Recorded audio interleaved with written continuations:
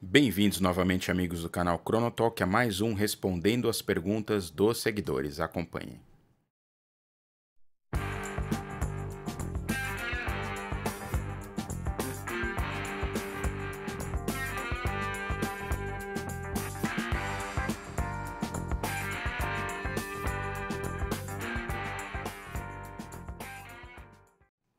E a primeira pergunta que eu tenho aqui é do Miguel de Maria, meu grande amigo Miguel, obrigado pelo apoio ao canal.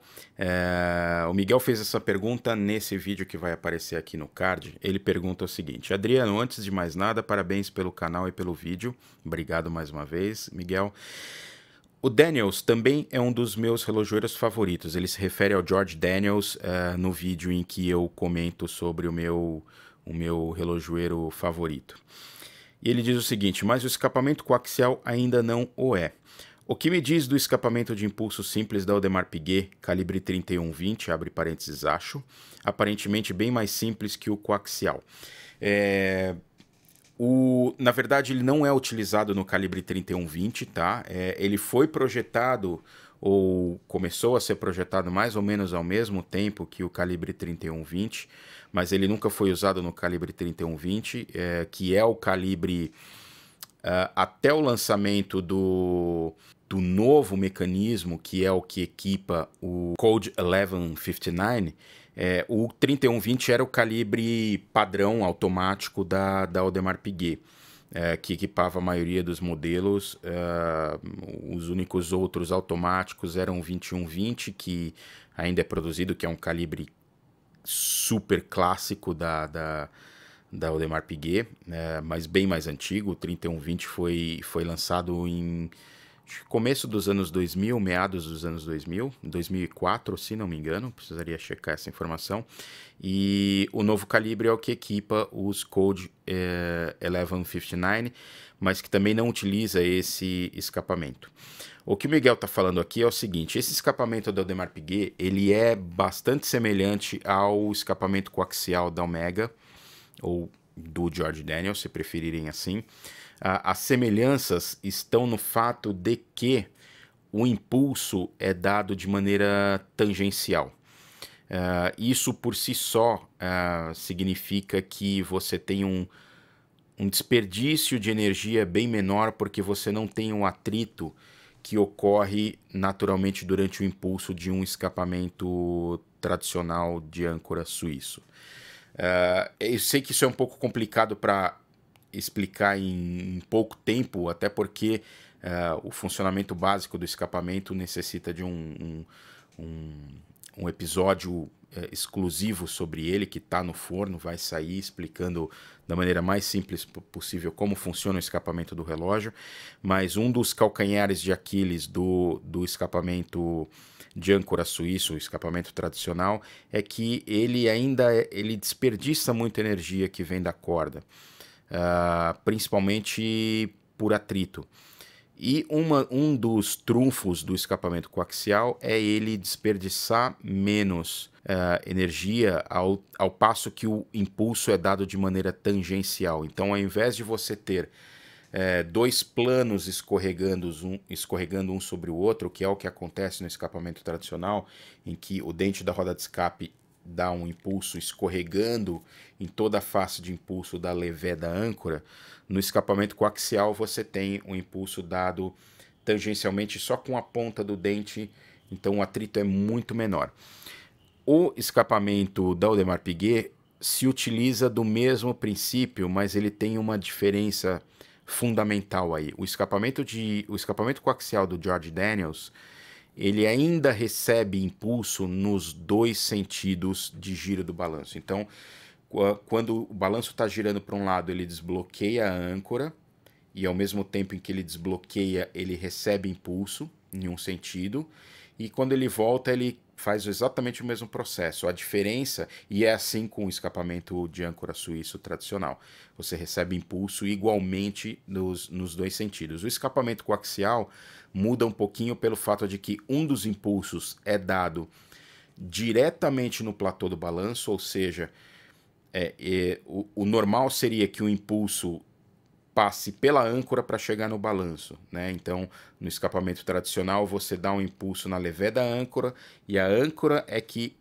carrega o platô do balanço para dar um impulso nele. No escapamento coaxial, um dos impulsos em uma das direções é dado diretamente no platô do balanço. Isso por si só economiza bastante energia porque você não tem um elemento ali no meio roubando energia tanto pelo atrito do pivô da âncora como pela própria inércia da âncora. A âncora, por mais leve que ela seja, ela pesa. Então essa energia que é mínima ali e fundamental, o impulso é um momento de perturbação da oscilação e desperdício de energia. Então, se você tiver o impulso sendo dado diretamente no platô do balanço, você já economiza bastante energia. Porém, no sentido contrário, o impulso continua sendo por intermédio da âncora. Então, o dente da roda de escape dá o impulso na âncora e a âncora transmite esse impulso para o balanço. E a grande diferença é que o escapamento da Audemars Piguet, o desenho dele, inclusive, é bastante parecido, porém ele recebe impulso só num sentido de giro e igualmente diretamente no platô. Qual é a ideia? A ideia é que ele seja justamente mais eficiente, ou seja, desperdiçando o mínimo possível de energia, de modo que ele dá um só impulso, só num sentido de giro do balanço. Esse impulso também é econômico em termos de energia, porque é dado diretamente no platô, e no sentido contrário não existe impulso. Ele simplesmente desbloqueia a roda de escape, que aí a âncora cai em outra posição e bloqueia, e assim sucessivamente. Então, para um lado ele recebe impulso diretamente e desbloqueia, no outro ele só desbloqueia.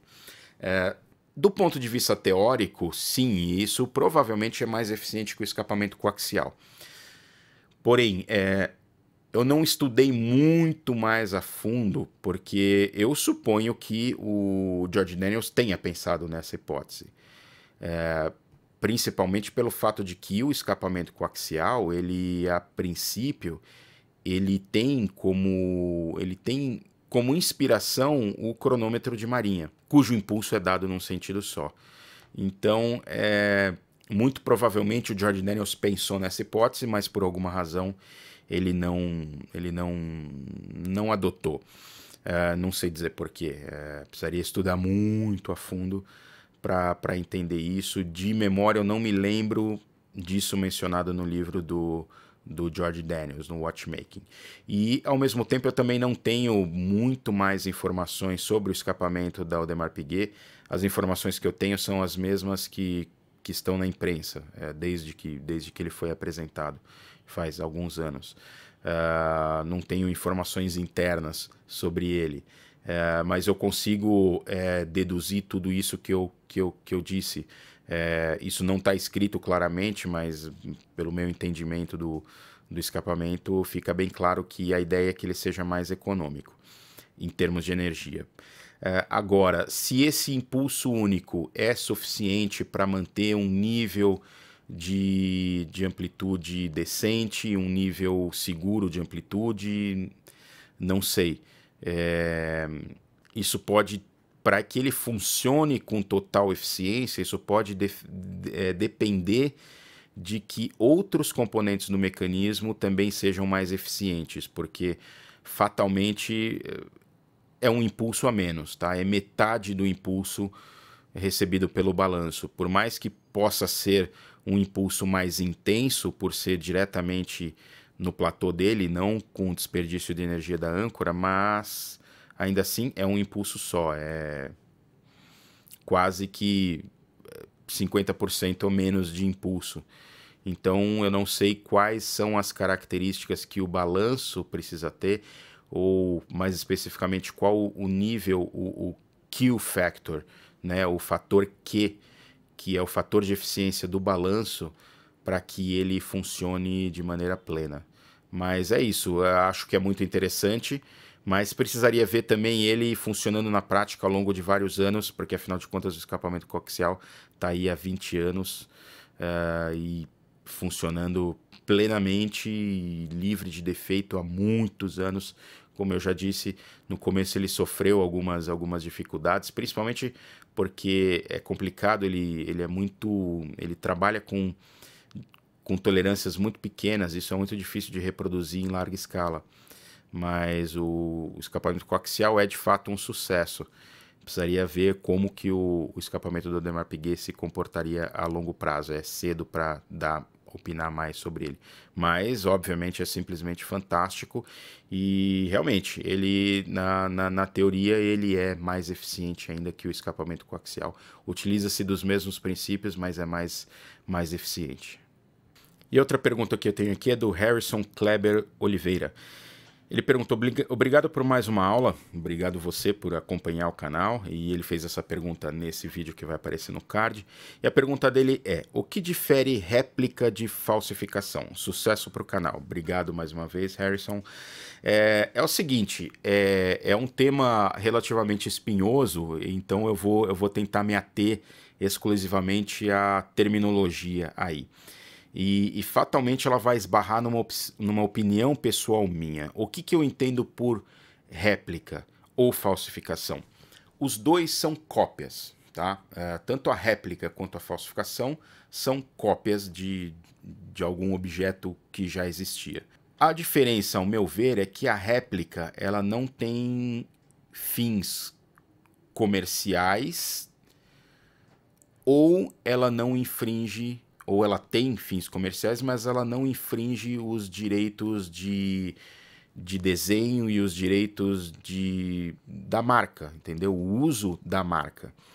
O que isso significa? Por exemplo, eu posso ter, vamos supor que eu mande imprimir numa gráfica uma réplica da Mona Lisa.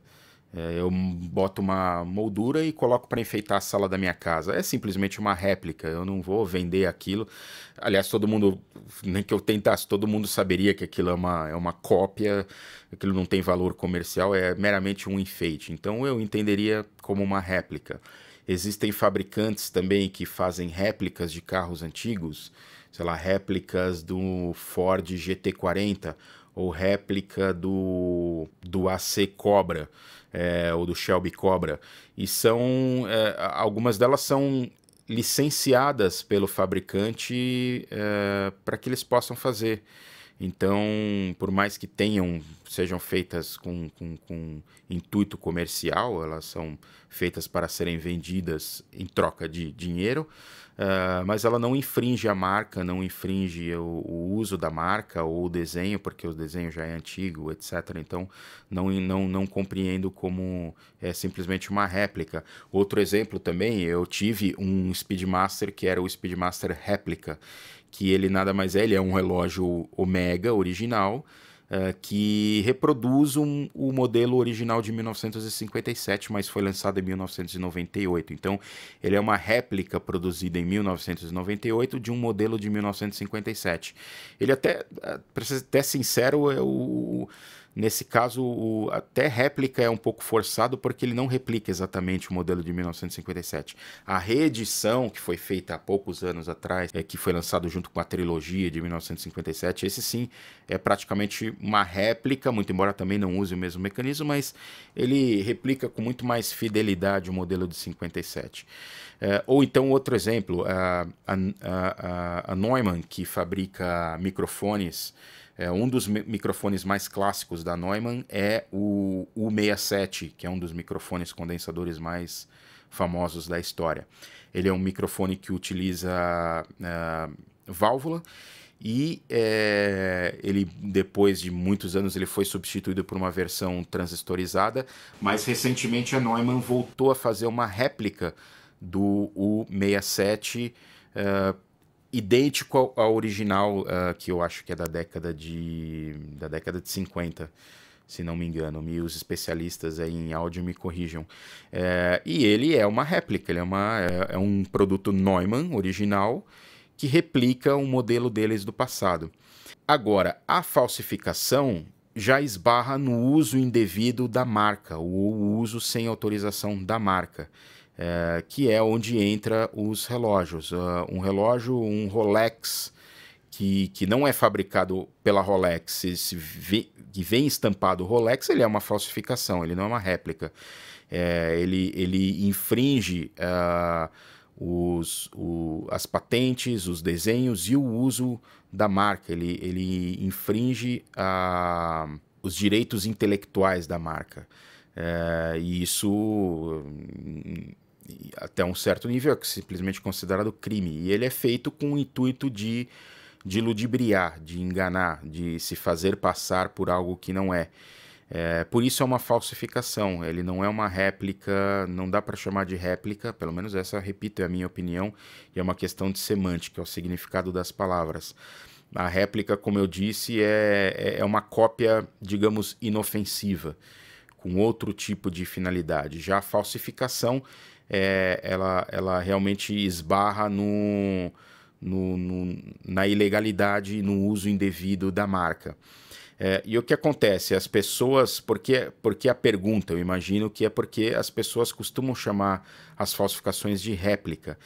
E na verdade isso é só um eufemismo, porque para parecer que é algo menos feio do que realmente é, porque falsificação é uma palavra pejorativa, é uma palavra que diminui o produto, é uma palavra depreciativa para o produto, né? Então é mais interessante para o fabricante de falsificação, para o comerciante de falsificação e o consumidor de falsificação, que para não chamar de falsificação, que é um nome feio, ele chama de réplica, porque parece algo um pouquinho mais bonito de se dizer, mas na verdade é só um eufemismo. Tanto é que eu não chamo, eu me recuso a chamar falsificações de réplica, porque elas simplesmente não são. Elas são produtos falsos e ponto final. Então essa, repito, é uma opinião pessoal minha, não vou estender para o que eu acho sobre falsificações, mas até porque muita gente já sabe ou já imagina, mas é isso, a diferença é essa, é que tanto a réplica quanto a falsificação é uma cópia, porém uma ou tem autorização do fabricante original, ou é feito pelo fabricante original, ou não tem valor comercial, não tem o intuito de ludibriar, enquanto a falsificação tem o intuito de enganar e é feita sem autorização dos detentores daquele desenho ou da marca. Basicamente é isso, beleza? E é isso, continuem mandando as suas perguntas, de tempos em tempos eu seleciono elas e coloco no ar. A pergunta que um seguidor tem pode ser a mesma dos outros, por isso que esse é um dos critérios pelo qual eu escolho as perguntas, beleza? Continuem acompanhando, não se esqueçam de deixar o like, de se inscrever no canal caso não tenham feito ainda e até a próxima. Um abraço.